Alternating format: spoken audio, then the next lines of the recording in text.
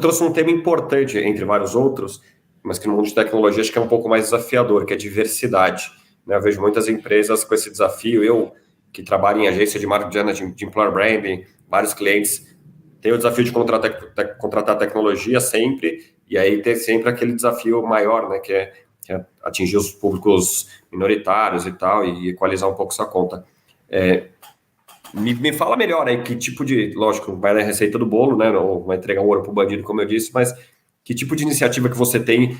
Você falou um pouco de ONGs e tal, mas conta um pouco de quais iniciativas e que resultados você já consegue enxergar aí pela diversidade que você consegue entregar, né? Então, Bom, explora um pouquinho. vou falar primeiro, existem vários pontos minorizados, mas primeiro, em tecnologia, a gente tem, historicamente, né, e isso é interessante porque quando eu me formei, a maioria dos meus professores eram mulheres da área de TI. Eu não sei o que aconteceu que da década, sei lá, do final da década de 90 para cá, virou um curso masculino e virou uma Verdade. área masculina que as mulheres, elas começou a reduzir o número de mulheres na área por diversas razões, e isso realmente piorou bastante a diversidade nessa área, na área então, o que a gente, por exemplo, faz no Hackathon?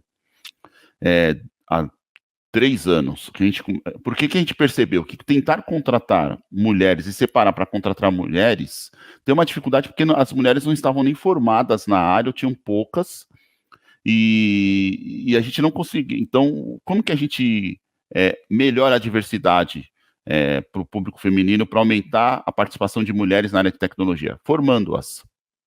Então, como que eu dou oportunidade para formá-las? Por exemplo, o nosso hackathon hoje, nós reservamos, então a gente tem as inscrições e tem as provas, e dentro dos selecionados para participar do treinamento, nós reservamos 50% para mulheres e 50% para homens.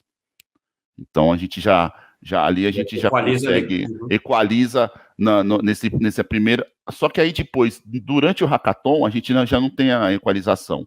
Mas o que é interessante no processo de treinamento e hackathon? No último, por exemplo, nós contratamos 55% mulheres e 45% homens. No penúltimo, 50% mulheres e 50% homens. Não foi porque a gente falou, não, vamos contratar um homem para um. Não. Entre as 200 pessoas participantes, os 40 contratados foram, os melhores 40 classificados foram 20 mulheres e 20 homens. Nesse agora foram 20, sei lá, acho que eram 30 mulheres e 20 homens, alguma coisa assim, 25 mulheres e 20 homens, alguma coisa assim. Então, percentualmente falando, né? Então, a gente conseguiu já, e com isso a gente foi aumentando a nossa participação de mulheres dentro de tecnologia. A gente acredita muito que você anunciar em grupos específicos tal ajuda a atrair as pessoas. A partir desse ano, nós criamos o nosso Comitê de Diversidade e Inclusão, mas quando a gente viu, até por ser uma empresa de tecnologia, eu sempre brinco que a gente tem que aprender bastante nessa área de diversidade e inclusão. Então, acabei de falar que para você ter uma ideia, nós tínhamos um percentual dentro da área core da empresa, que é a consultoria, porque tem as outras áreas de apoio, nós tínhamos, acho que, há 4 anos, 15% de mulheres, hoje são 30% de mulheres. Ó, o resultado tá aí. Então, a gente conseguiu aumentar, e só através da formação, muito através da formação. E aí isso dentro da área de tecnologia. Mas e a gente falou assim, vamos fazer um comitê de diversidade e inclusão com grupos minorizados, as pessoas vão se inscrever e tal, mas como que a gente vai implantar isso da empresa? Vamos contratar uma consultoria para implantar isso, para ajudar a gente a implantar um comitê, como que a gente não só trabalha com a diversidade, mas também como que a gente recebe um público diverso, como que a gente recebe as pessoas. É uma aula para a gente, isso é bastante difícil, mas isso dá um impacto no negócio muito grande. A gente percebeu que somente com o trabalho remoto, a diversidade regional, aumentando a participação de mulheres, tendo um público LGBT, aumentando bastante o público LGBTQI+, e entre outros públicos, isso melhorou bastante a nossa produtividade, melhorou bastante a nossa criatividade e tudo mais. Isso eu acho que em pesquisa já se diz, né? Existem pesquisas aí que dizem que empresas que têm uma diversidade maior têm um aumento na lucratividade de 5 a a 20%. Fato. É isso mesmo. Então, isso é um fato. Então, é assim que a gente trabalha.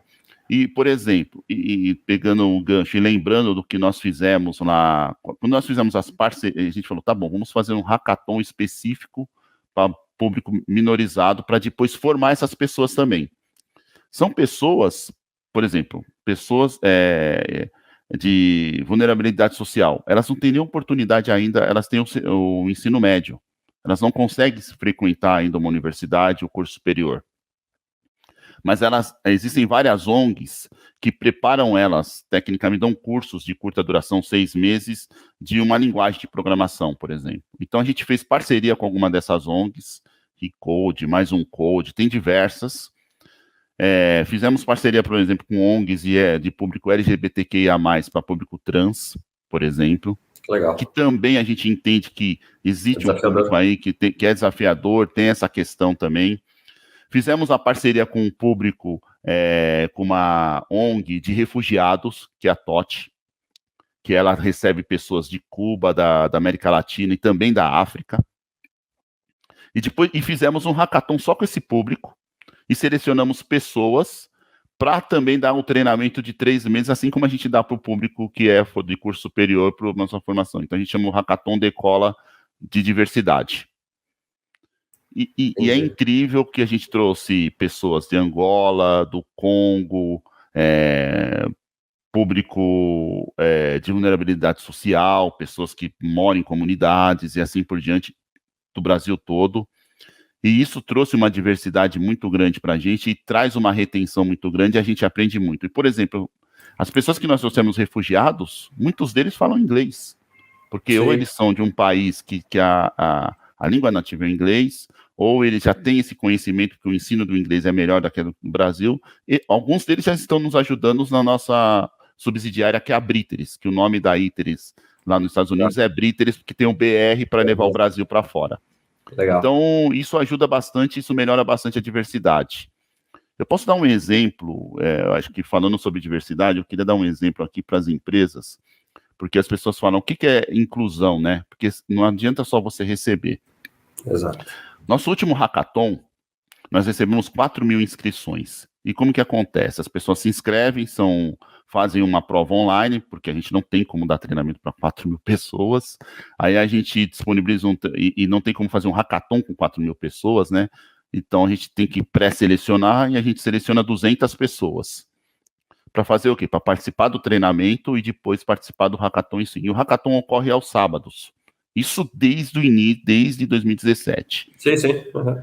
E nós recebemos um e-mail de um candidato falando o seguinte, que ele não poderia participar do hackathon porque ele é adventista do 7º dia e ele guarda o sábado. E aí, o nosso time, quando veio isso para mim, ainda falou, a gente estava pensando em responder para ele que o próximo hackathon a gente faria no domingo. Eu falei, mas será que isso é justo? E as pessoas que talvez não possam participar no domingo? O que resolvemos fazer? Eu falei, o que nós faríamos se, por exemplo, o que se fazia na escola quando um aluno doente não podia fazer uma prova em grupo? O professor adaptava a prova para ele no dia que ele pudesse ir. Então, nós adaptamos o processo seletivo para ele, ou seja, fizemos uma entrevista. E até foi um processo seletivo, vamos dizer assim, entre aspas, mais duro para ele participar, porque foram entrevistas, porque um dia lá, um trabalho em equipe, ele teve o desafio, ao invés de ele fazer em time, ele fez sozinho, só que ele fez 4, 5 entrevistas, aí ele teve que responder, ele teve que defender a tese do desafio dele sozinho, e ele foi muito bem. Mas o mais interessante, ele agradeceu bastante, e quando nós conversamos com a nossa consultoria e falamos a nossa atitude, ela falou, isso é inclusão. Perfeito, então exato. Não basta você, na verdade, só falar que você trabalha com diversidade. Como que você inclui uma pessoa diferente? Como que você se adapta a ela? Não fazer ela se adaptar ou você tentar mudar o processo por causa dela. Exato. Eu acho que esse é um exemplo que eu posso dar para as empresas. Super. Não, ótimo exemplo. E é isso, né? Não é trocar tudo por causa de uma pessoa, porque se você troca o sábado, domingo, segunda, enfim, sempre vai ter alguém Aí vai ter alguém que... Isso. E adaptar. E que você podia também, que acho que é o mais comum por aí, falar assim, paciência, a pessoa que perde, né? Em geral é isso, né? Eu não vou me adaptar, paciência. e belo exemplo, belo gesto aí, parabéns mesmo pela atitude, que sirva aí quem estiver assistindo, ouvindo a gente, que aprenda aí, acho que é super legal.